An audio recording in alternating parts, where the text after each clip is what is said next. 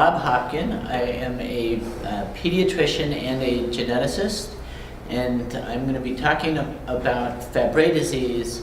The focus of this talk is Fabry disease for pediatricians, emphasizing the role that pediatricians will play in the care and management of children with Fabry disease. So the roles of a pediatrician in general are to first recognize that there's a problem, second, ensure that the evaluation is done and that it is appropriately instituted, then follow up on the results of whatever the initial evaluation is, see to it that appropriate interventions are implemented, and monitor the response to those implementations. So with that in mind, we're going to talk about Fabry disease, which is a somewhat rare disorder, but that has important implications for children. All right, so Fabry disease is a lysosomal storage disease due to deficiency in alpha-galactosidase A. And that results, so the role of that enzyme is to break down a complex, almost unpronounceable molecule called globotriacylceramide into galactose and a smaller molecule. And if that doesn't happen, you get buildup of that molecule in the cells, and that buildup over years eventually results in cell dysfunction, cell death, and damage to the organs that are involved. And we'll talk more about what those organs are in a moment. So in the case of Fabry disease, there are multiple organs that need to be involved. So the storage, you can see in the center of this slide, builds up, and that leads to problems in blood vessels, which results in damage to kidneys, heart, brain, intestines, eyes, peripheral nerves, and other organs. So this is truly a multi-systemic disorder.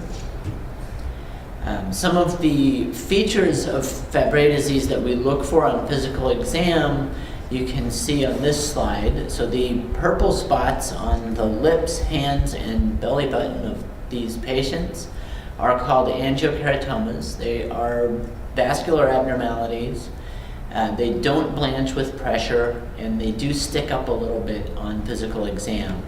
Now, the challenge with this is in a pediatric population, you may not see these. These typically aren't present until adolescence, and they're not very commonly seen in female patients. This is another finding. So the top picture here shows, you can see some spoke-like abnormalities in the cornea of the eye. Those are referred to as corneal whorls. The challenge here is that you can't see them using routine physical examination. You need a slit lamp to do that, so pediatric ophthalmologists or adult ophthalmologists will see those. They are a valuable diagnostic tool, but they don't actually interfere with vision very much. The bottom picture shows some abnormal blood vessels on the sclera of an eye, but you can also get that in the retina. Those abnormal blood vessels, again, don't directly interfere with vision, but they are an important finding. However, if the storage in the blood vessels results in occlusion of the blood vessel, you see death of the surrounding tissues. In your retina, which is the part of your eye that gathers light and interprets vision, that can be a huge problem because you'll get partial blindness. So clinical presentation of Fabry disease is complicated. One of the key organs involved is the kidney. In this case, what we're seeing is storage in the kidneys. These are podocytes. This is a blood vessel that's got thickening of the blood vessel wall, and this storage in the kidney is actually visible even prenatally, and it continues to increase throughout the life of the patient. Now you have a list of problems here that can happen in the kidney. The damage to the kidneys is not detectable in early childhood, and in fact patients will become symptomatic from other problems prior to developing active renal disease. This is a big challenge. However, the reason I started with kidney disease for clinical presentation is that renal disease has been the leading cause of death in males with Fabry disease. If the treatment is if there's not treatment available, the kidney failure typically, however, does not occur until they're in their 30s to 50s. But you will see albuminuria and proteinuria starting in adolescence. Heart disease is another major issue with Fabry disease. Again, this is primarily an adult problem. The thickening that you see here on the heart disease is very advanced. But you see thickening of the heart, you see abnormal heart valves and disturbances in the rhythm of the heart, generally starting in adulthood, but you can see those problems starting again in adolescence. Heart disease is currently the leading cause of death for individuals with Fabry disease. Brain abnormalities. So what you see on these images in older patients is white spots here, and then this is a different patient over here and over here. This is a normal brain at the top. What you see in people with Fabry disease is these white spots show up. Those are signs of vascular insufficiency and damage to the brain. You can also see strokes in individuals with Fabry disease. The strokes are referred to as early, although most of the strokes occur in adulthood, but at a younger age than is typical for adults. There are some cases of pediatric strokes reported, but this is seen in less than 1% of children with Fabry disease. Now, those are sort of the major life-threatening organs that we look at for Fabry disease. And so far, you will note that for the kidney disease, the heart disease, and the brain disease, that the major problems occur primarily in adulthood.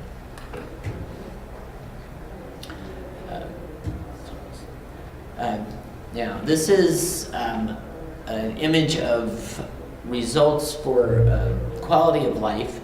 This is adults with Fabry disease. And what we're looking at here, you will note that so the patients in these cases, in these studies, were age 14 to 40. And what you will note is that even at age 14, in the males, you already have relatively low scores. Normal scores would be up in this range, around 90 to 100, and lower scores are seen in all of the categories in males. And then in the females, you have the typical scores again around 90, and most of the areas in females at age 14 to 20 are in the normal range.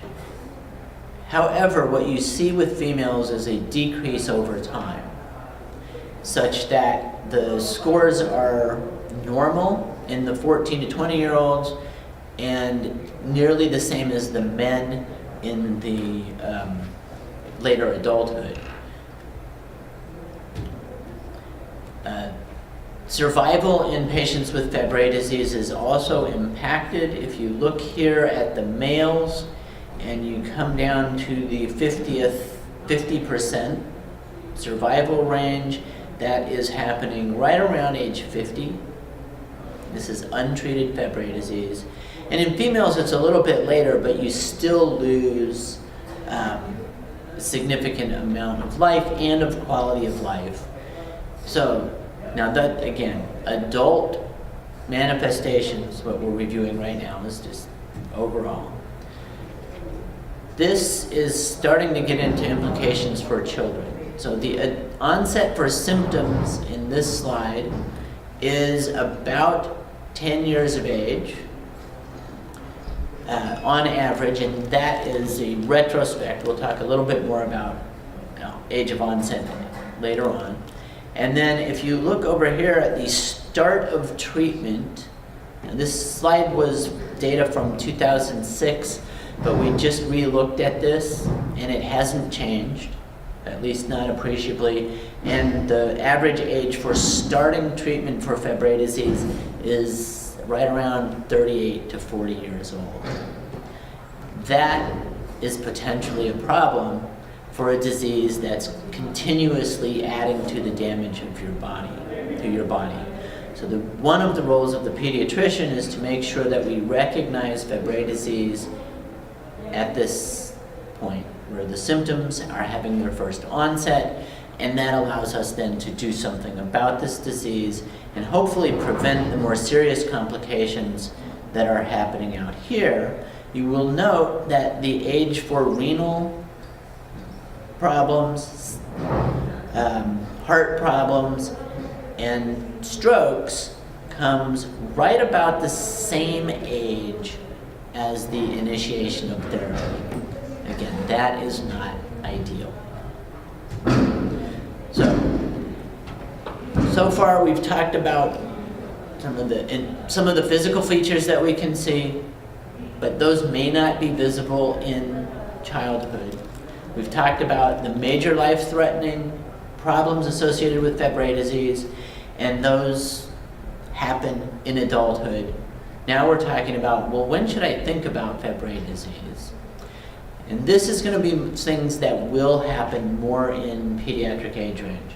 So right now, the most common reason that somebody is evaluated for Fabry disease is because they have a family history. So when to look for Fabry disease, this slide is the easy things. You don't have to think about it. If you see these problems, you need to think of Fabry disease. If somebody comes in and tells you that they have a family history of Fabry disease, that's kind of a simple one. Typically, if a new patient is diagnosed with Fabry disease, there are about 5 affected relatives at risk that can be identified. So we want to identify all of those people, and we want to make sure that they get tested. Second thing, angiokeratomas that I showed you pictures of before. They're purple spots. They're easily overlooked. The key place to look for people with Fabry disease is in the belly button and the groin. But they also can show up on the palms of the hands, on the lips, and in other areas. So if you see those, evaluating for Fabry disease, there are potentially other causes, but angiokeratomas are most commonly associated with Fabry disease. The corneal lesions, I wouldn't expect most pediatricians to identify, because I know when I was doing general pediatrics, we never had a slit lamp in clinic. But if the ophthalmologist reports to you that there are corneal lesions, corneal whorls or spoke-like lesions, and especially if they say typical of Fabry disease, that needs to be tested. The other causes for that there are a few other causes. They include anti-malarial therapies and some anti-arrhythmic therapies.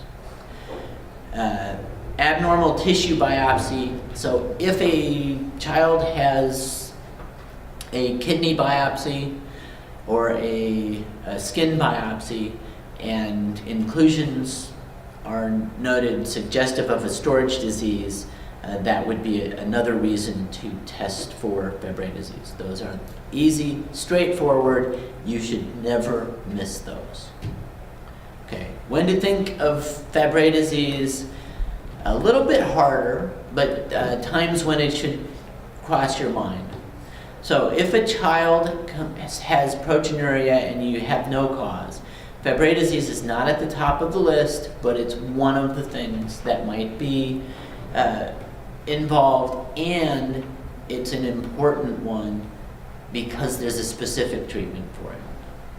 Hypertrophic cardiomyopathy, again, Fabry disease isn't the most common cause of that, but Fabry disease is one of the things on the list, and the treatment for Fabry disease is different than the other common causes.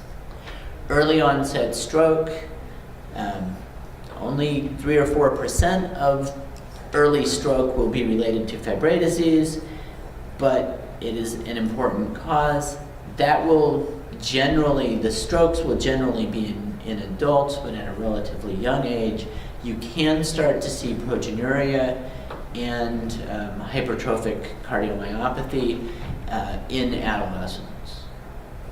These findings are much more compelling if you have more than one of them, or if you do a family, if you see one of these and then you do a family history and find other problems in the family history, that would be, again, strong evidence that you should think about Fabry disease and initiate further workup. Okay, when to think of Fabry disease? This is for the people who want to be master clinicians. If you want to be the guy who makes the difficult call and is the hero for the family, these are the times when you'll think of it. So in pediatric patients particularly, chronic or recurrent diarrhea without evidence of an acute illness. No fever, no nausea, just diarrhea, and especially if it's post-meals. So the child eats and then they gotta go right now and they're having diarrhea, that's a time to consider Fabry disease. If you have a child who can't tolerate exercise or hot weather due to decreased sweating,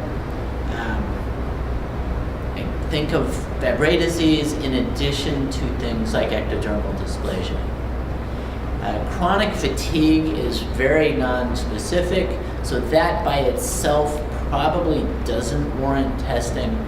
But if you have chronic fatigue and you ask about recurrent abdominal distress or decreased sweating and you get positive history of those, think of Fabry disease.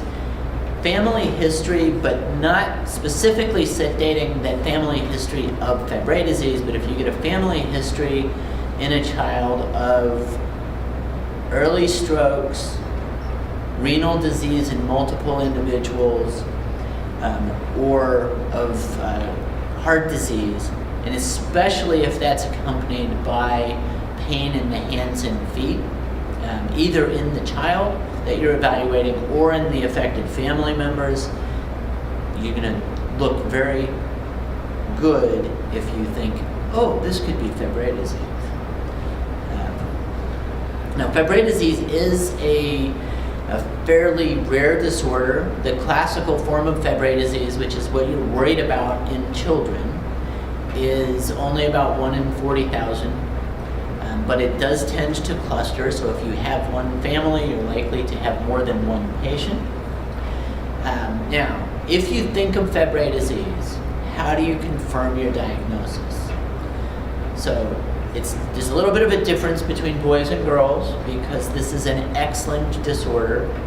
However, it's an X-linked disorder that affects both males and females. So you want to pay attention to the girls, but the way that you confirm the diagnosis is not the same. So in a boy where you need to know, is there Fabry disease, the standard test has typically been to measure the enzyme activity. And that can be done through a number of labs. So if you find a lab that does biochemical genetic testing, you can ask them, ask for that testing to be done. You can also test boys by sequencing the gene, the AGAL gene, and doing molecular studies for Fabry disease. If they find a mutation that has been associated with disease or that would lead to a incomplete protein, and you have a diagnosis. If you do not find a mutation and there's a family history of Fabry disease, then you can ask if anybody in the family has had testing. If they have and it was identifiable with standard molecular testing, then that child probably doesn't have Fabry disease. If the family mutation isn't known, or if the child is being evaluated based on symptoms, in a male child, you would then need to do enzyme activity to be sure that the child didn't have Fabry disease. Occasionally, we will have boys with Fabry disease identified because they required a kidney biopsy, a heart biopsy, or a skin biopsy, and found the typical inclusions. We confirm the diagnosis at that point with either the molecular study or the enzyme assay. For girls, because it's an X-linked disorder, they have 2 copies of the gene, and with random X inactivation, they will have some cells that produce the enzyme and some that do not. That does not keep the females from having disease, but it does make it so the enzyme test as a blood test is not reliable. So, generally speaking, if you want to rule out Fabry disease in a girl, you want to do a molecular test. If you, for some reason, cannot do a molecular test, although that would be a really exceptional circumstance, a kidney biopsy or heart biopsy could be substituted. All of my patients prefer the molecular testing, which is a simple blood test. Okay, the genetics, as I mentioned, this is an X-linked disease. It affects males and females, but males are symptomatic earlier and are typically more severely affected. That is in part due to X inactivation. So this diagram shows the light-colored image are the people with Fabry disease. The blue ones are the people without Fabry disease. So in this case, if you have a male with Fabry disease and he fathers children, all of his daughters will inherit the mutation. He only has 1 copy of the X chromosome. It has a mutation that causes Fabry disease. All of the daughters will get that X chromosome. All of the daughters will have Fabry disease, with some very unusual exceptions. And none of that man's sons will have Fabry disease. So who's at risk when the father has Fabry disease is pretty straightforward. The daughters are obligate to inherit the disease causing mutation, and the sons will not have that. It's a little bit more complicated when the mother has a mutation in the gene because she has 2 copies of the X chromosome and can pass either of those copies on to sons and daughters. So half of her sons and half of her daughters will inherit that, which means the offspring of a woman with Fabry disease are at 50% risk, regardless of whether they are male or female, and you have to do testing to find out if they have Fabry disease. For the boys, you can test either enzyme activity or the molecular test. For the girls, you would have to do gene testing or molecular testing. So, do you need to know what the mutation is? So until recently, I would have said all you need to know is that there's a mutation, and knowing what the mutation is doesn't make any difference.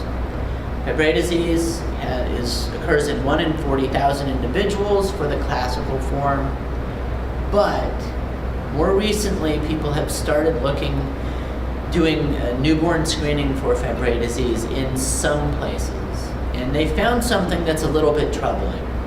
And that is that about 1 in 3,000 people will have a low enzyme activity level on the newborn screen.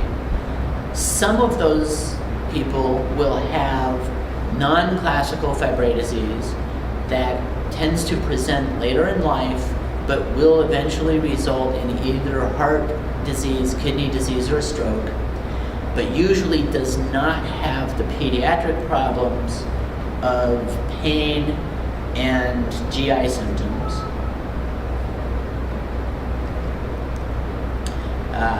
Some of the patients, however, will have a low enzyme value but will not develop disease. So in order to distinguish those two currently, it's very helpful to know what the mutation is. The other thing is that since we have now classical Fabry disease and non-classical Fabry disease, differentiating between those, it's very helpful to know what the disease is. Finally, there are studies being done to develop newer therapies for Fabry disease, including something called chaperone therapy. A chaperone is a small molecule that attaches to a protein and can stabilize it in the body. So if the chaperone therapy becomes an available treatment, only some mutations will respond to the chaperone therapy, and then it will be critical to know the mutation that your patient has. So what types of mutations are there? You can have a deletion of the gene. So the whole gene that causes, the AGAL gene is missing. You can have a frame shift mutation in which part of the gene is missing and the disruption to the DNA changes the clustering of the letters so that it is out of reading frame, and I'll give you some examples of this in a minute. And nonsense mutations, which are just a stop sign in the gene, splice site mutations, and missense mutations. Okay, so now let's go, what are those? Frame shift mutations. So if we start with the phrase, the old man in the sea, and I chose that one because it's in 3-letter groupings, DNA coding for proteins. For amino acids, if you will remember, is in triplets. So if you shift the frame, either by inserting a letter or by deleting a letter, you get incomprehensible after the change. So in the second example here, there's an inserted A, and you go from the old man and the sea to the, I don't know what those things mean. And if you delete a letter, you get the same thing, and you can do that. So in the first 2 examples, it's right after the first triplet, but you can get that at any point in the gene. So the last example is one where you have a frame shift later in the gene. Frame shift mutations result in the vast majority of cases in no enzyme activity at all. Okay. Nonsense mutations are a little bit different because there's not a frame shift. Basically, with a nonsense mutation, you have a point mutation that is the equivalent of putting up a stop sign in the gene, so that transcription stops, no protein is made. That is important because it may be possible in some cases to restart the gene or to blow through the stop sign. That is not currently available, but is being looked at. Okay. Splice sites. So our genes do not just read through in a protein as a single continuous thing, but there are punctuation points in it. And at those points, the RNA has to be spliced. So if you get a splice site mutation, instead of saying the old man in the sea, you get some of the stuff that would be involved in the instructions for that might be inserted, the insert space here, old man in the sea, which changes the meaning of the term, or you could be missing things. The old man, the sea, or the old, the sea, and that again changes the meaning of the terms. Missense mutations are changes of only a single point. So if you read the phrases on here, you will see that it's in frame, the right number of letters are there in most of these, and the phrase still is saying something, but it's not saying the same thing. You go, the old man in the sea, the odd man in the sea, the old man, damn the sea, etc. And that changes the meaning of the phrase. You can also get in-frame deletions. If a deletion is in frame, you can have some residual activity. Okay. So what difference do these make? So currently, the use of knowing your mutation is that it helps in testing other people. If you know the mutation in a family, you can order a test for that specific mutation, and that saves about $1,000 and makes the test much easier to interpret. So it's cheaper and better if you know what you're looking for. It also helps to predict the severity of the disease. If you have a mutation that predicts no enzyme activity, you're likely to have pediatric onset symptoms and more rapid progression of the disease. If you have a missense mutation that allows for some residual enzyme activity, you may have variant forms with later onset or with milder symptoms. So in short, it may be beneficial to know your mutation.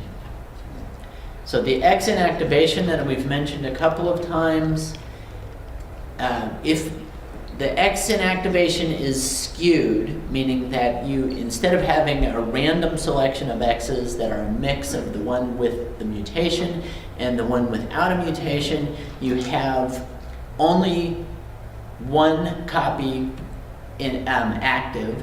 If the mutated copy is turned off, so that the active copy of the X chromosome has only the normal copy of the thing, those women are very fortunate, and they will usually have no problems at all related to Fabry disease. If you have skewed X inactivation such that the mutated copy of the gene is the one that's turned on, the women with that will have very severe disease, essentially indistinguishable from the disease that we see in the men. Most women will have in between those two. About 70% of women will have random X inactivation, and they will have a risk to develop symptoms, but the symptoms typically are milder and a little bit later onset than in males. So first symptoms. Now we're talking about children for the most part. So first symptom in most children is pain. The pain typically presents as burning pain in the hands and feet, although you can also get abdominal pain. The second most common symptom in children is gastrointestinal, and that can be abdominal pain, which is a very nonspecific feature, but it can also be a recurrent diarrhea, or in some cases gastroparesis with nausea, and the nausea typically most severe in the morning. Occasionally you'll have children who will present with either angiokeratomas or the purple spots that we've shown previously, or with decreased sweating as their first presenting concern. Now, look at these first symptoms and notice the numbers on the cardiac, renal, and cerebrovascular. So this data is taken from the Fabry registry, and this particular run included several hundred pediatric age patients, and you're looking at very small numbers for the major, potentially life-threatening organ involvement, which means those are not going to be your tip-offs in most cases for a pediatric disease. So the pediatric presenting symptoms, half of the kids with Fabry disease will have pain. So in the boys it was close to 60%, burning pain in the hands and feet, often quite severe. The females, it's a little bit less. They had about 40% reported pain, and the nature of the pain was also different, with approximately, with most of them not having the severe crisis level pain, which would be 8 to 10 out of 10 in severity. The girls typically report pain severity between 4 and 7, although some of them will have more severe pain. The age of onset reported by the pediatric patients for boys was about 7 years of age, and the girls was about 9 years of age. Now, the GI symptoms, boys and girls had an equal risk for reporting that symptom, with 27% having some GI symptoms, 19% having diarrhea as a major presenting symptom. Recurrent diarrhea is a significant issue as it results in missed school or in accidents at school, both of which are quite traumatizing to young children. Also of note, the age of onset for the boys with GI symptoms was a little bit younger than the age of onset for pain, so this is something to definitely pay attention to. Okay, we talked about this. Now, how big of an issue is Fabry disease for children? I've mentioned that the life-threatening complications do not occur very often in kids. So is this something that we need to look for in kids? We've mentioned that pain and GI symptoms are a problem. We also mentioned that fatigue can be a problem in pediatric patients. So a few years ago, we got curious, well, how big of a deal is this for children? So a graduate student was recruited, and we had her interview children and their families, and used the PEDS QL, which is a quality of life, health-related quality of life scale. And that, we interviewed 49 patients, and the results were pretty striking.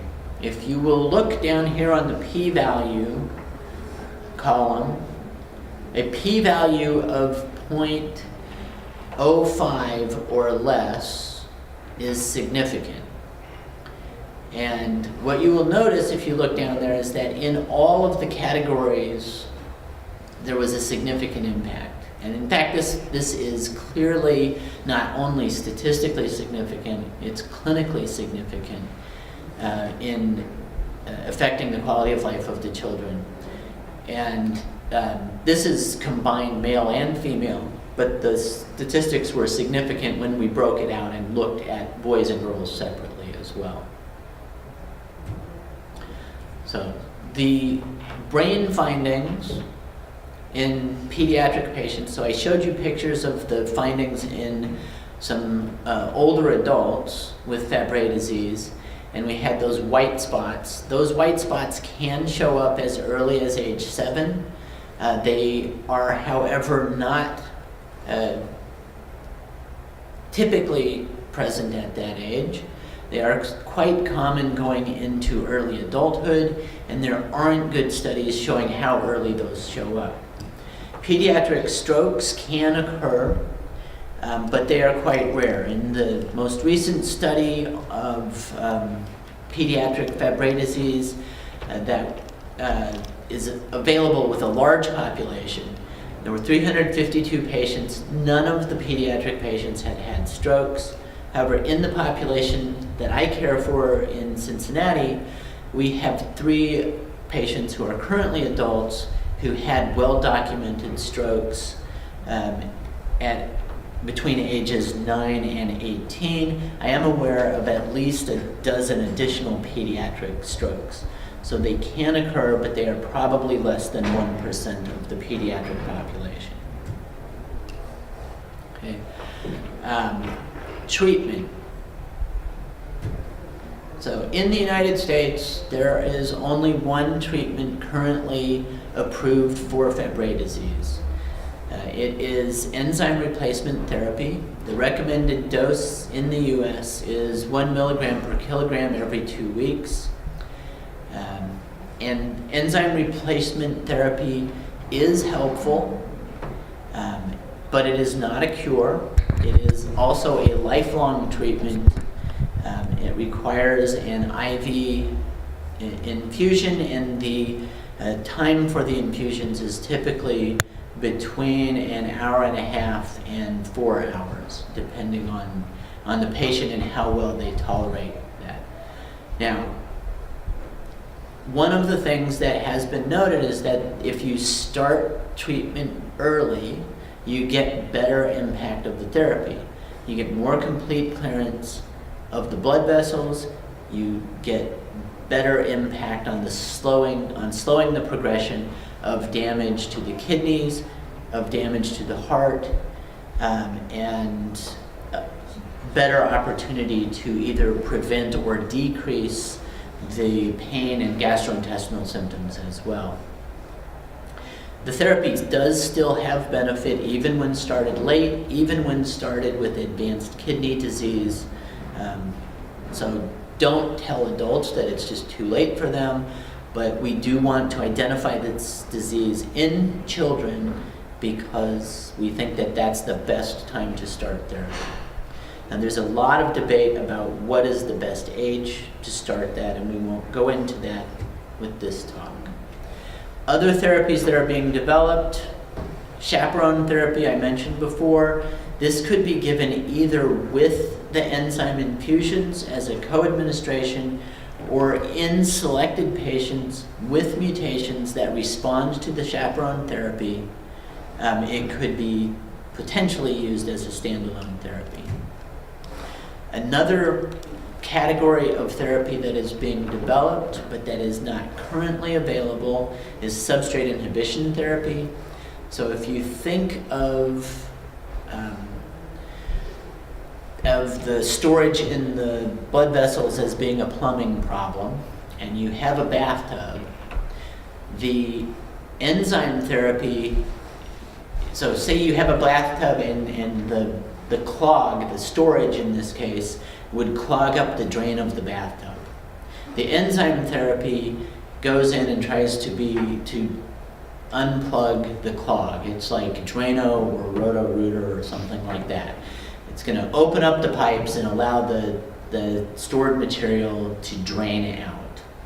What the substrate inhibition therapy does is turn off the faucet, so that if you don't have any more water coming into the tub can't overflow, you don't get the mess.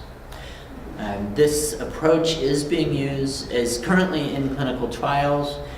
If it works, it would be not mutation specific, and may be used either as a standalone therapy or in addition to the enzyme therapy, again, depending on the specific needs of the patient involved. Now, these treatments, as I said, are not a cure for Fabry disease, and they do not completely eliminate all of the findings or symptoms of Fabry disease. So we need to treat the specific problems in addition to treating the global disease. So the enzyme infusion therapy that we currently have treats the underlying cause of Fabry disease by minimizing the amount of storage and thereby minimizing the damage to the cells and to the organs in the body. But the patients who have symptoms may still require treatment of their symptoms. So pain being the key symptom in children with Fabry disease is an important one to pay attention to. So what do we do for it? One is, a lot of times there are specific triggers for pain. A lot of patients with Fabry disease will be very sensitive to either cold weather or hot weather.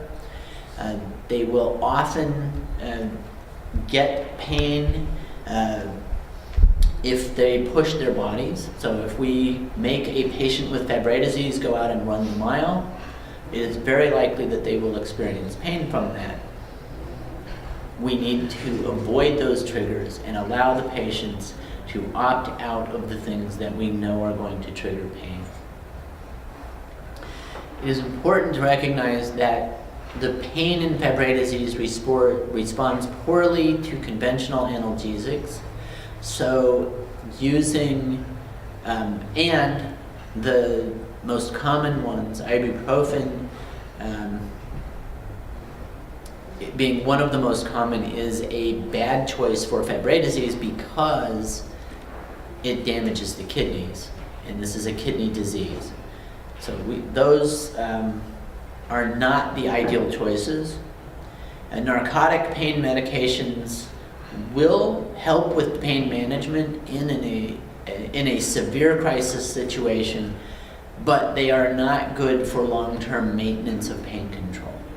So the mainstays of pain management are neuroleptic medications, and there are two categories of those: the anti-seizure medications, Neurontin, Lyrica, and Tegretol are the ones that are most frequently used, and antidepressant medications is the other category. And there are several of those that have been used successfully to treat. And it's not because the patients are depressed, it's because it stabilizes the nerves and helps to decrease the pain events that the patients experience. The drawback of the treatment of the pain with medications is that the medications have potential side effects, including fatigue and difficulty with focusing. So we don't want to over-treat, but we also don't want to ignore pain. Gastrointestinal symptoms, it is not clear if enzyme therapy will adequately control the gastrointestinal symptoms. There is some preliminary evidence that it decreases the symptoms, particularly the diarrhea, but other therapies may also be needed. For diarrhea, one of the useful things is just a stool thickener.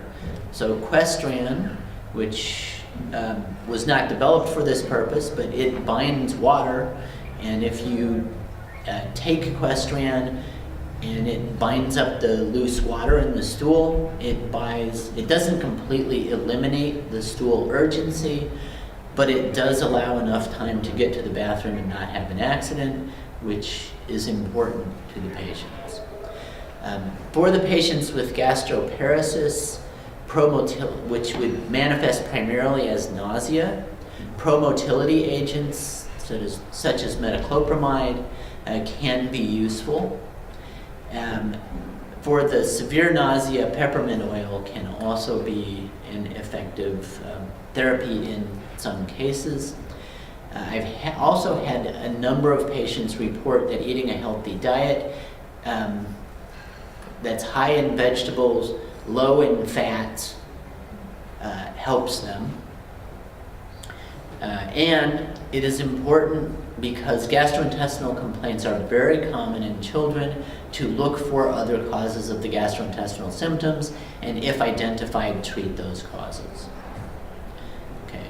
If you have a pediatric patient with proteinuria, The protein in the kidney, going through the kidneys and being lost through the kidneys, damages the kidneys and accelerates the damage to the kidneys. So that can be treated with ACE and ARB inhibitors. You would probably want to talk to your local nephrologist about that. Low blood pressure is a challenge because unlike other forms of kidney disease, Fabry disease is often not associated with high blood pressure. Renal insufficiency and high-grade proteinuria are rare in children, but if they occur, you will want to treat them. Renal failure has been reported in some pediatric patients, and patients with Fabry disease are candidates for dialysis and renal transplantation, although the goal, quite frankly, is to prevent that need. If you get high-grade proteinuria in a patient, in a pediatric patient with Fabry disease, you need to evaluate for other causes, and it is likely that a renal biopsy would be a part of that evaluation.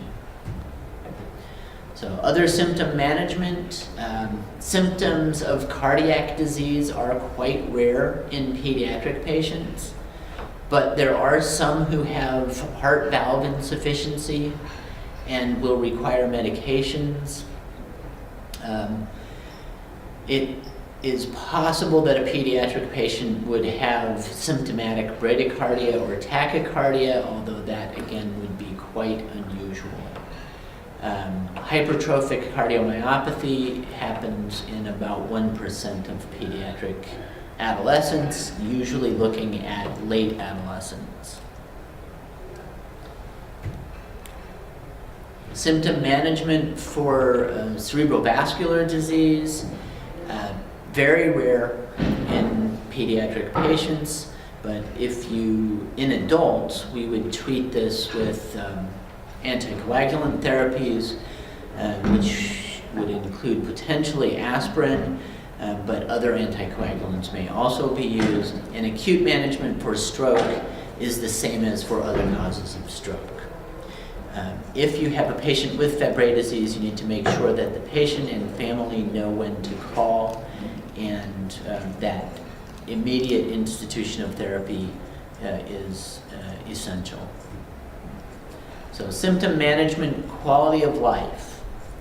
So the key thing for this aspect of Fabry disease is to have the patients, one, report what problems they are having so that they can be addressed. Two, lead a healthy, active lifestyle.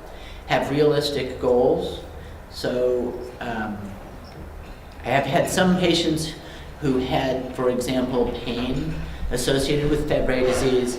If they refuse to be active unless they are completely pain-free, that is going to be very difficult to achieve. And the side effects of the medications to achieve 100% freedom from any awareness of pain will probably not be a good idea. So you want to have a degree of control that allows for an active lifestyle, but that doesn't make the treatment more of a problem than the disease. Maintaining activities, maintaining social interaction is important, and patients in a pediatric age range do struggle with these issues. One of the key things that you can do as a pediatrician is to make sure that the school and families are aware of some of these needs. Patients with Fabry disease should have immediate access to get up and go to the restroom when they need to. They should be allowed to drink water and maintain hydration even in class. And they should be allowed to opt out of participation in sports or gym class when they are having pain. Now, I get asked all the time, how do you know? Because there aren't physical signs of the pain.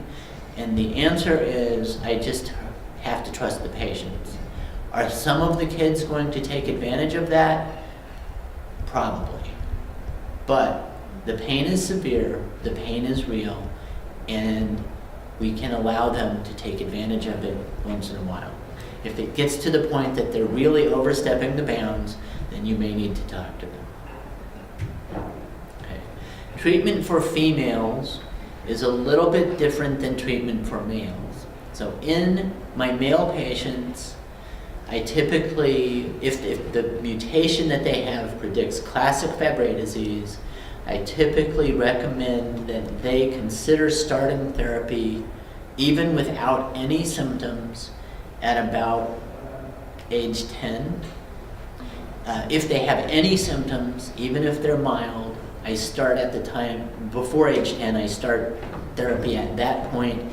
And if the family of a male patient requests treatment prior to symptoms, even in very young children, I am open to that. And the reason for that is essentially 100% of the boys will develop progressive disease, and if we don't treat it, they will eventually go into renal failure, heart failure, or have a stroke.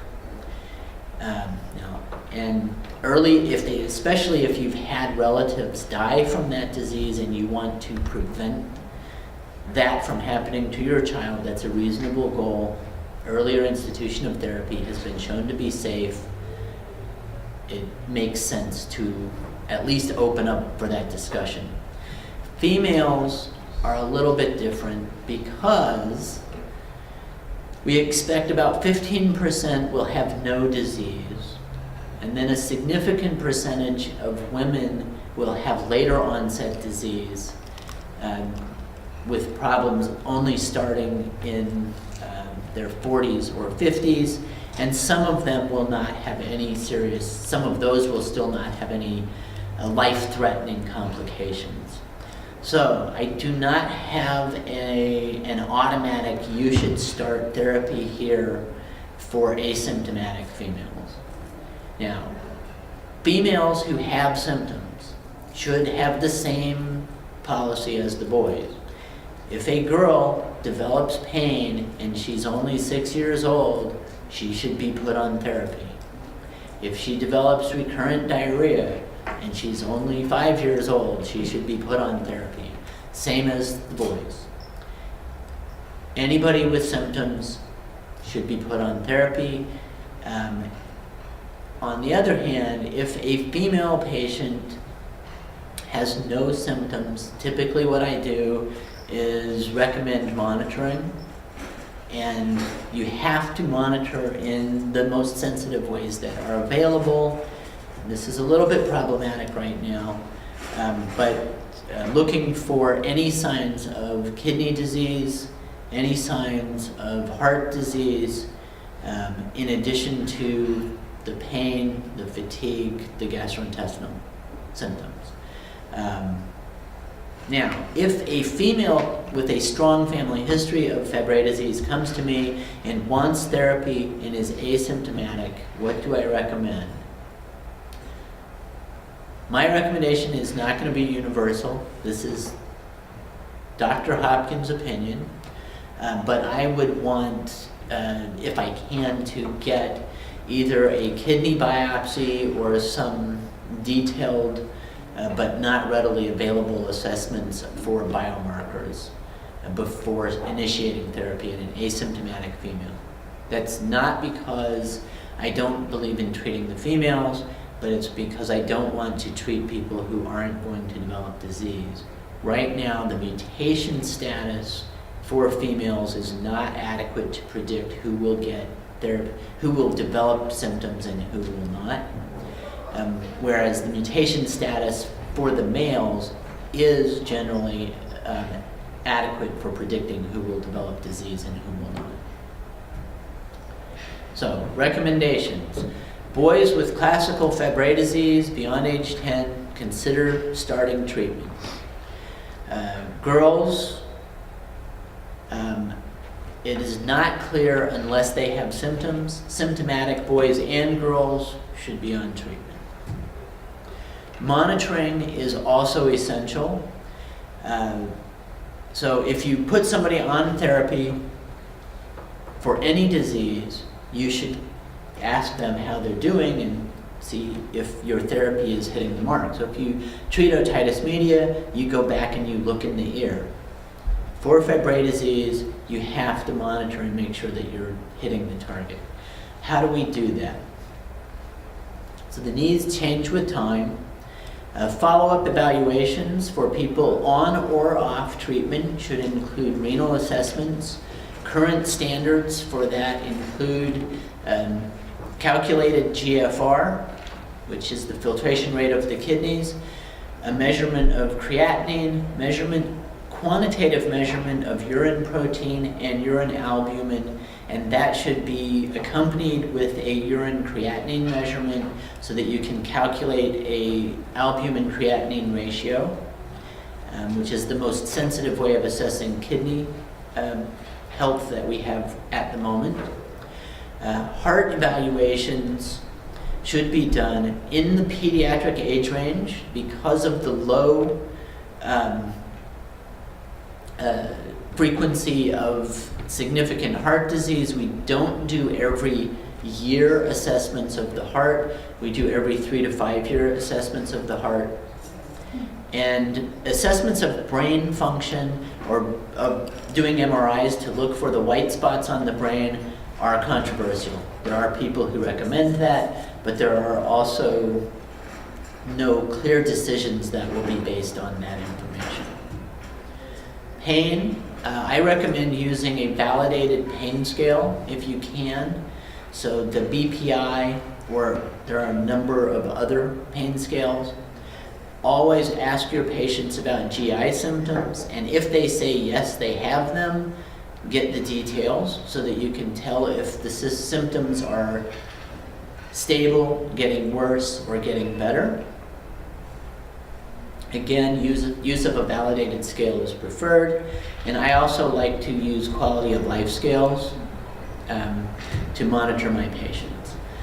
And with this approach, you can generally improve the outcomes for the patients, although, again, we do not have a cure for Fabry disease at this time.